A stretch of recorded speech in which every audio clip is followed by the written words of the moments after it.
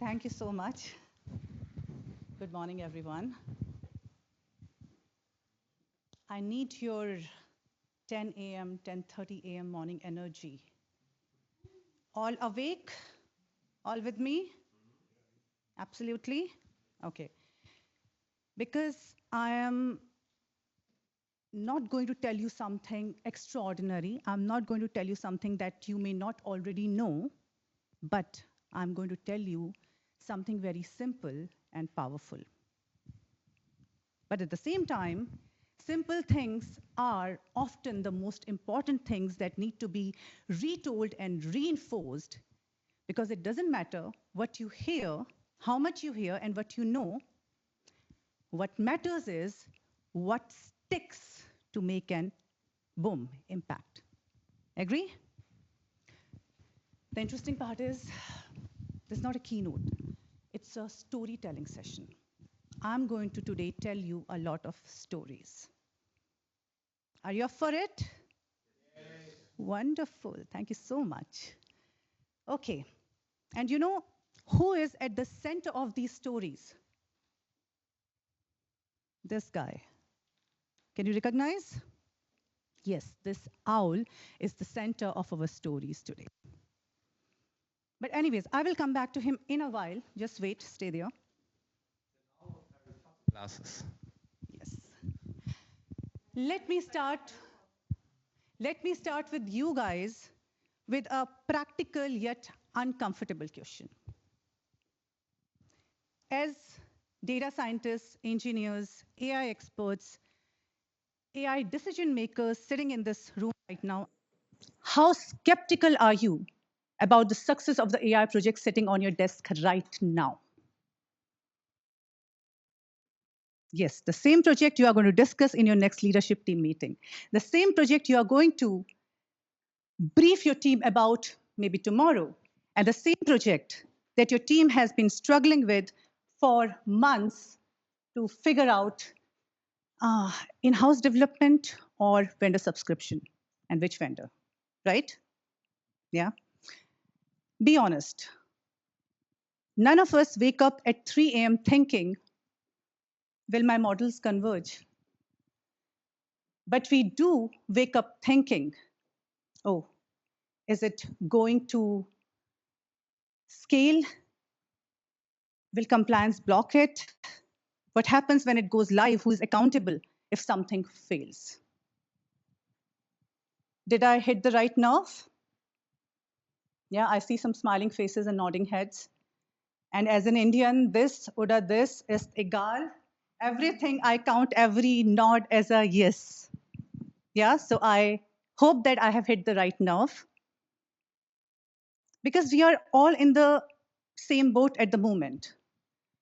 We all agree that the potential of AI has never been higher, but the skepticism around it had never been deeper. Right, Alex? Yeah? But the good news for the techies is that that skepticism is not technical, like rarely technical. It is organizational, it is cultural.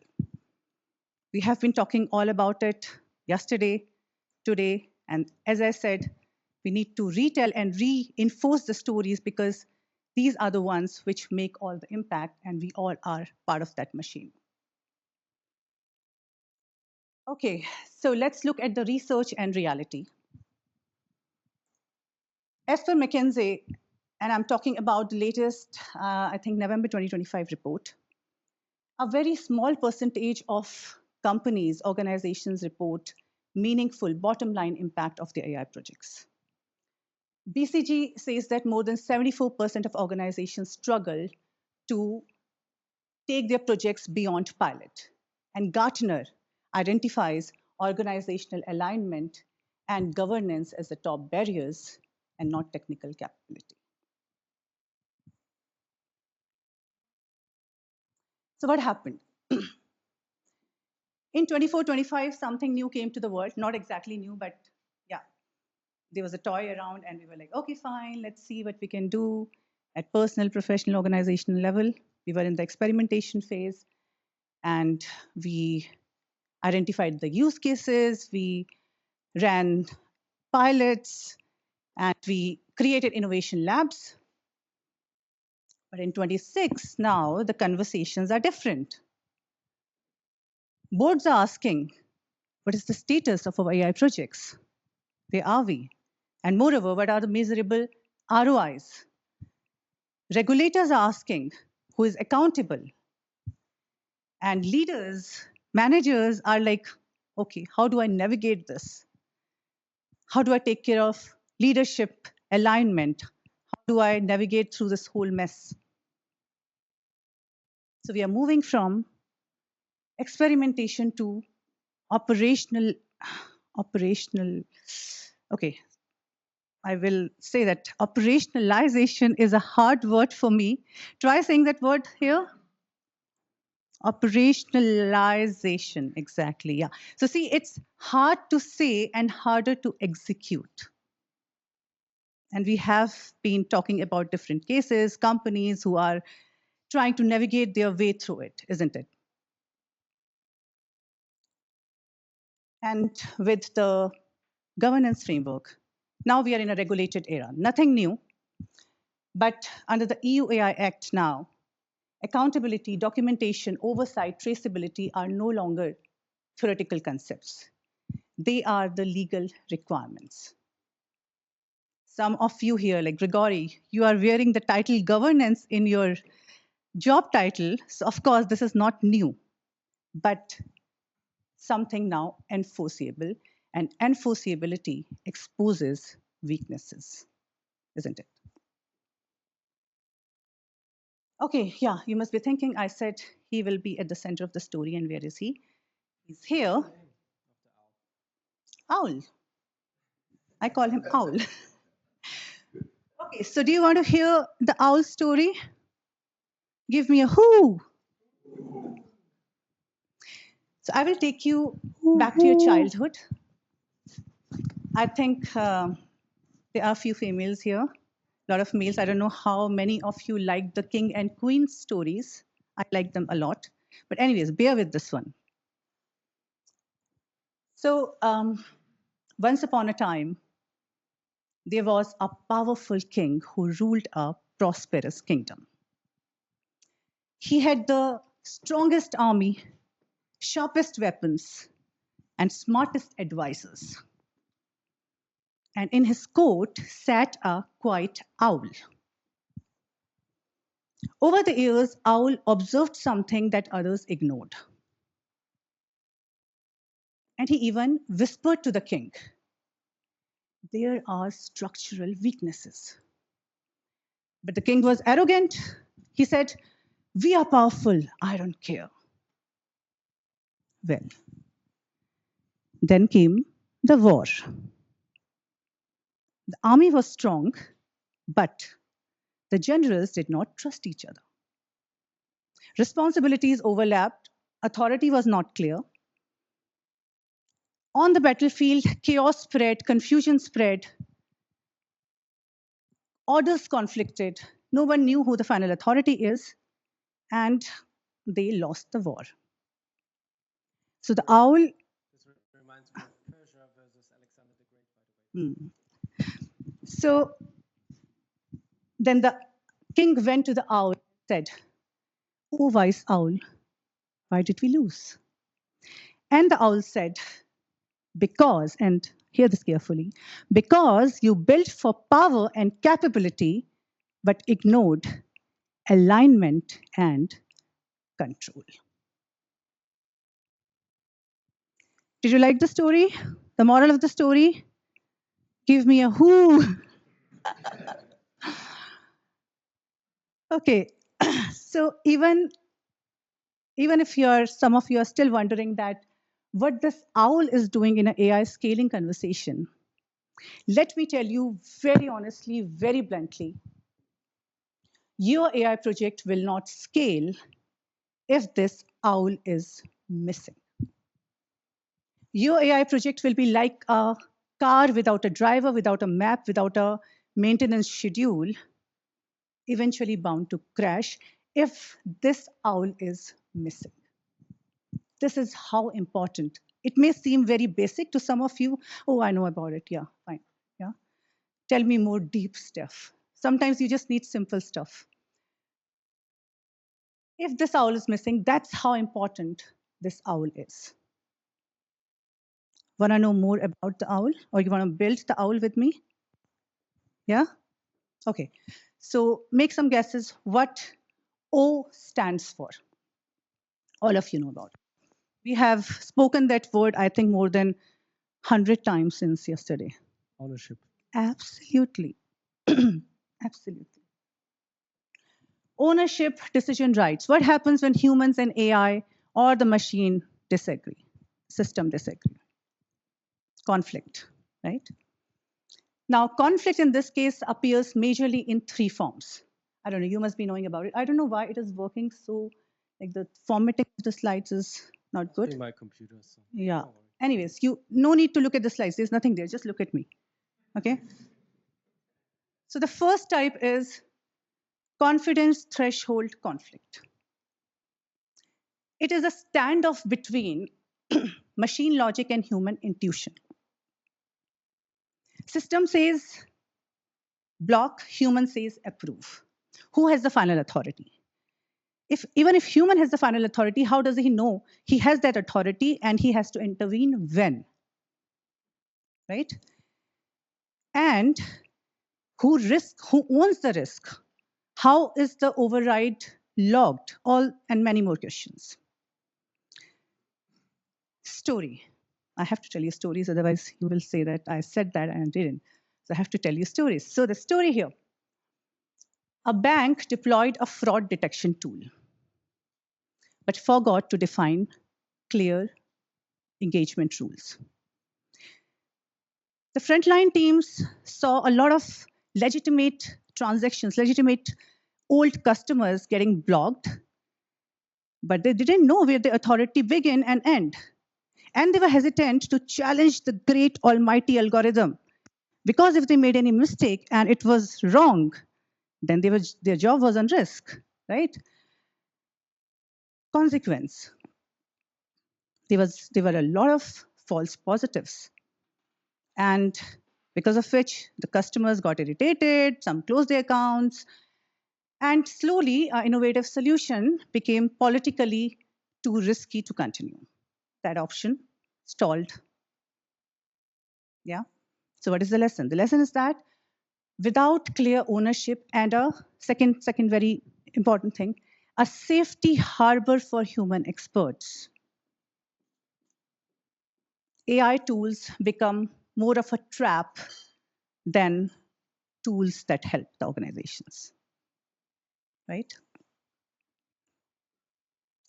Second type is edge case conflict. What happens in exceptional situations? Because models generalize, but humans rationalize. Here I will give you an example, a story from my pharma experience. I was working in the pharmacovigilance department of a pharma giant, and we had a AI, not AI, it was not AI, but it was a new tool. It was an adverse event triaging tool that used to classify the adverse event safety signals into the low, medium, high risk categories. Now, a medical reviewer identified a contextual factor.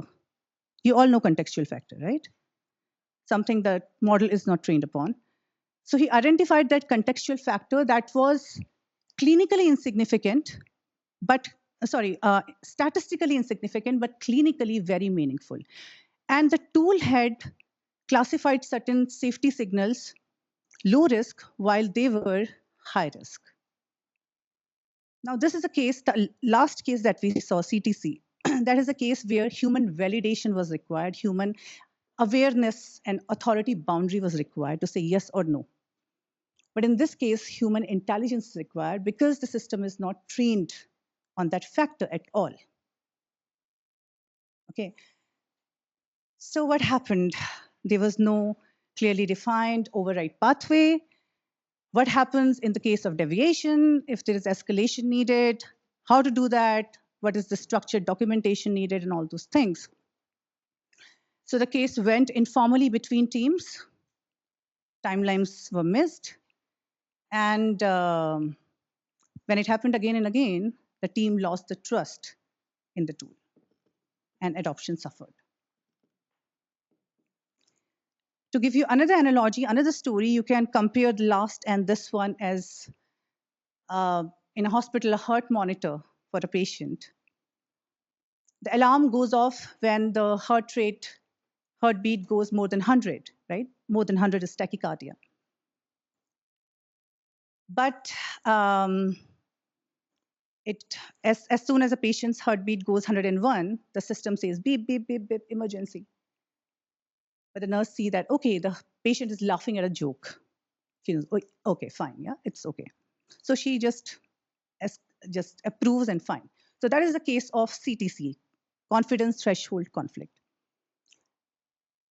But the second case, if the nurse knew that a patient was on beta blockers. Beta blockers are a type of medicines that works they block it, and that's why it is a crisis if the heart rate goes beyond 100. So as soon as she see that patient alarm is 101, it becomes a crisis. Okay, so that is the case of edge case where we need to know when to override and how to override and how to log that. Third comes policy versus pattern conflict. Strategic governance conflict. In this case, model is statistically right, but the leadership changes its risk appetite because models optimize for statistics, but leaders optimize for risk appetite of the organization depending on several conditions, situations. So for example, system approves borderline credit cases, but the leadership says that no, the market environment is not good. The macro risk is rising, so we should not do this. So it is not a matter of humans disagreeing. It is a matter of strategy disagreeing with statistics. And fine, it's completely fine. I'm not saying what to do that. It's all about preparedness, that before you encounter any such situations, these things are clear. There are pathways, there are protocols to handle these type of cases. So this was O. I would say ownership is like the oxygen for adoption. And ownership prevents confusion because confusion leads to hesitation, and hesitation kills scaling. Do you agree? Yes. Okay. Okay, let's next move to W. What do you think W here stands for?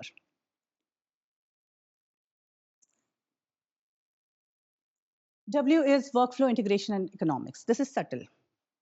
This is subtle. And this is something that we all have seen because every AI project adds to workflow cost. Not only the financial cost, but the cognitive cost, time cost, risk exposure cost. So a company launched a tool for its sales department for making proposals. Great. It was supposed to, like on paper, it showed to reduce 15% error rate, increase the accuracy, efficiency. Wonderful. But now, the managers had to validate model explanation, log override reasons, add compliance documentation, and wait for secondary approvals if needed. So friction outweighed value. And it overall increased the time for each proposal by 7 minutes. And 7 minutes is not a big time until it compounds. So, of course, after some time, the team lost the interest and went back to the old methods. Now, what do we see here? We see that they tried to bolt and layer a new tool onto the old workflows, and that will never work. This is not me saying, this is McKinsey's May 25 reports that says that organizations that readjust, reshape their workflows before scaling are 3 times more likely to succeed and reach the impact, the intended impact. If not, then your project becomes like a digital treadmill. You're running faster, but not moving forward. And worse, like a place where you dry your clothes rather than getting fitter. So that is W.